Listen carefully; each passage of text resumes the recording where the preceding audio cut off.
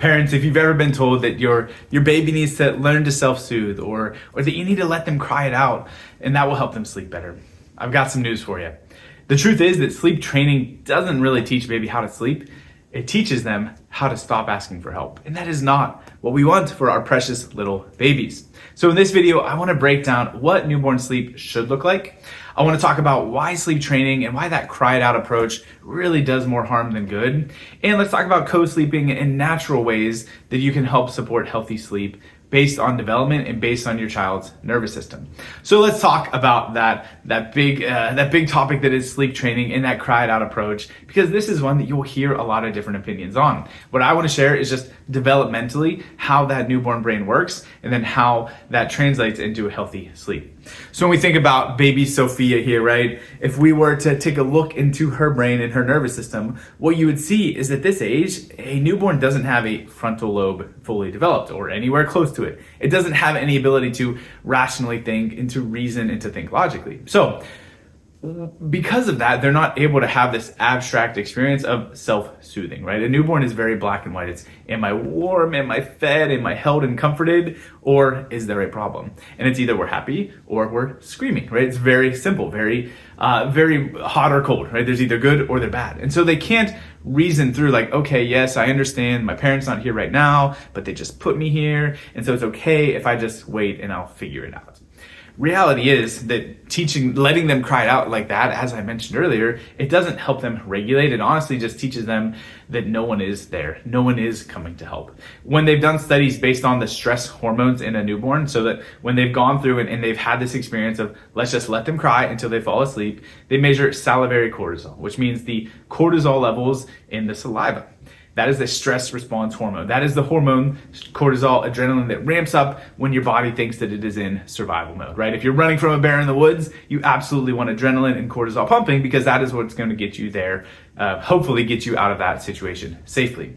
And what they've found in these cry it out situations, when they check in on cortisol levels, it's not that they increase because the baby's stressed and then they calm down as they learn to self-soothe and to regulate, and then they're able to get themselves back to sleep when they're calm. What they find is that those levels rise and rise and rise and rise and rise, and they don't come down.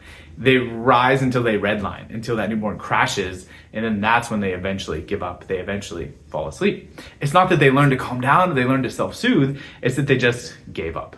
Not what we want to be teaching them.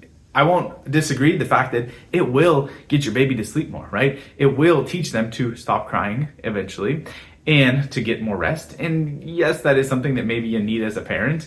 But what I would encourage you even more so is that it is a short-term win for a long-term loss, right? Those are the kids that are likely to have longer-term sleep struggles, and it's going to create other developmental issues. When we are hardwiring our nervous system for stress and for survival, you're going to have way more consequences down the road than a little bit of lost sleep. So please understand that your kid is not manipulating you, right? Baby Sophia here, your own little newborn, they don't have the ability to think in that perspective and to manipulate or to intentionally do something from an out-of-body experience. They can't physically self-soothe. It's a myth. They can't do that. And so we need to think about what is happening if they are eventually stopping to cry and giving up and trying to sleep. So another thing that I want to help you understand here as a parent is what is normal, right? I think so many times, especially new parents, or maybe if you even have multiple kids, you got tricked by your first one because they slept all the time, and now you get to that second or third kid and they're a completely different experience. What I want you to know, parents, is that it is normal for your kid to wake up in the night. I know, I hate to say it, I wish it wasn't true. I wish I could guarantee endless sleep and happiness for you. But it's not easy, right? That first 6-12 months of a newborn's life, it is completely natural for them not to be sleeping through the night. And another thing you might not realize, the definition of sleeping through the night isn't what you might think. It's like a 5 to 7 hour stretch, right? If they have a big uninterrupted chunk, that's technically sleeping through the night, but it's probably not sleeping the entire time that you are sleeping still, right? So it is normal for a newborn to be waking up because they have small stomachs. they need to feed regularly, right? Especially a nursing breastfed baby, their body is in tune with mom's. And it's often mom that has the concern. If a baby's sleeping really long, they're like, oh my gosh, I need to wake up and nurse because I feel super uncomfortable, super engorged. And so it's both ways, right? Your body needs baby needs you. You need that rhythm, you need that cycle. So it's completely normal, and it helps babies regulate, right? It's regulating their body temperature, it's regulating their stress response, their breathing rate, and really their whole sleep cycle process. And that's where you'll hear phrases like the sleep regression at 4 months or 8 months. And I don't really love that terminology because it's not that their sleep is regressing at that point. Sure, it feels like a regression if they were sleeping a lot, and then at 4 months, every 45 minutes they're waking up, every hour and a half they're waking up. But really, that is just a normal part of development. When kids are more aware, when they're more in tune with their surroundings, those 45-minute sleep cycles, they need some sort of support getting back to a regulated state, right? They wake up, they're a little bit alert, and you have to help calm them down. Usually it doesn't last forever, right? Maybe it's a couple of days, couple of weeks, and they get back to that normal rhythm, and they can start stringing those sleep cycles together. So if you feel like your baby's waking up every 45, 90 minutes, something in that sort of interval, that's roughly the length of a sleep cycle, and that's usually what's going to happen around that 4-8 month mark. So those are normal experiences. They're normal developments and parts of a baby growing. So it sounds like I'm saying, hey, you're just out of luck and you got to deal with it. Reality is there are times when a baby waking up is not okay, right? Let's differentiate between a normal waking up versus something that is a problem. When I think of a normal waking up that we don't really have any concerns with, that a baby is just going to have that experience in their first 6 to 12 months, I think of a baby that wakes up and they need something, right? They're easily consoled, they're easily put back to sleep if they're fed, if they're changed, if whatever they need, those needs are easily met. When we think of this in a concerning way, it's a baby that is inconsolable. It's a baby that can't regulate. They wake up and they are screaming and they are mad and you're up for hours, right? That is not a normal experience at all. That is not something that I want you to hear this message and think like, oh, I guess I just got to deal with it because my kid it's normal for them to wake up at night. Yes, but not wake up and fuss and scream and cry and not be able to console. So hopefully you didn't stop listening to this video right before I said that part and you just think you got to deal with it, because that is a huge red flag that something is going on. It's usually related to something in their nervous system, right? Your nervous system is what regulates every aspect of your body. It's what regulates those sleep and wake cycles, digestion, your immune system function. What we find is those babies that are struggling to sleep, there's often other things that go hand in hand with that, right? They're usually colicky during the day as well. Maybe dealing with reflux or constipation or some sort of a latching issue. More or less, the three main things that babies are supposed to be doing, eat, sleep, and poop, tend to go hand in hand. Either you're seeing a lot of good stuff in all of those areas, or you're seeing them struggle in all of those areas. Maybe latching is a challenge, right? Maybe they're not nursing and breastfeeding as well as they should be either.